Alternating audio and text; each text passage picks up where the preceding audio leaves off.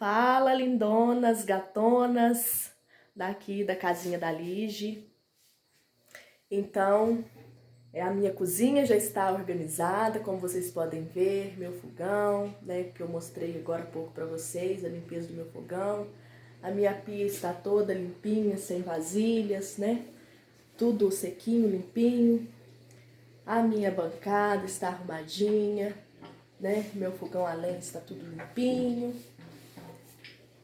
Minha outra bancada, minha mochilinha com a marmita já tá toda pronta, minha bolsa, marmita, merendinha aqui pra tarde, porque hoje é dia de secador de novo, né, gente? Então, hoje a rotina de casa mesmo foi só a cozinha, o almoço, tudo bem rápido, hoje não teve limpeza de banheiro, arrumação dos quartos, só mesmo a cama, né, que eu dei uma arrumadinha, mas ontem foi uma limpeza mais em vista de hoje mais pesada, né? Ontem foi uma organização a mais do que hoje. Hoje mesmo só mantive aqui na cozinha, né? Porque hoje eu quero ir mais cedo pra lá.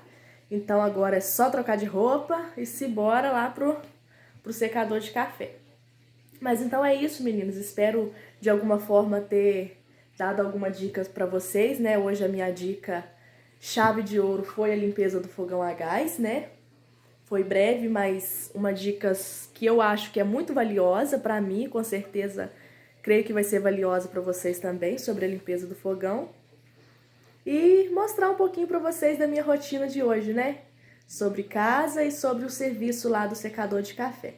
Então é isso, meninas, um grande beijo, tá bom? Para vocês. Hoje não mostrei minhas pequenas, né? Uma está para casa da sua madrinha, a Isabela, menorzinha, está para lá já, porque eu mando ela pra lá pra me ficar no secador menos preocupada com ela também, porque é muito perigoso pra ela, né? E eu não posso estar dando atenção devida pra ela, então lá eu sei que ela tá sendo bem cuidada também. E a minha Anabela, maiorzinha de 5 anos, fica lá comigo, né? Fica lá pertinho da minha concunhada, então ela fica lá brincando com os priminhos dela. Então é isso, espero que tenham gostado desse vídeo, né? Espero que deixem um like aí pra mim, compartilhem. E é isso, né? Espero que seja algo de grande importância para vocês, assim como está sendo para mim, né? Está sendo muito motivador até mesmo para mim fazer esses vídeos, né? Está sendo um passatempo gostoso, um investimento gostoso, porque eu fico muito sozinha. Então esse vídeo está me ajudando muito também nessa parte aí, né? Então um beijo, né? Espero que assistam, que gostem. E é isso aí, gatonas. Beijão.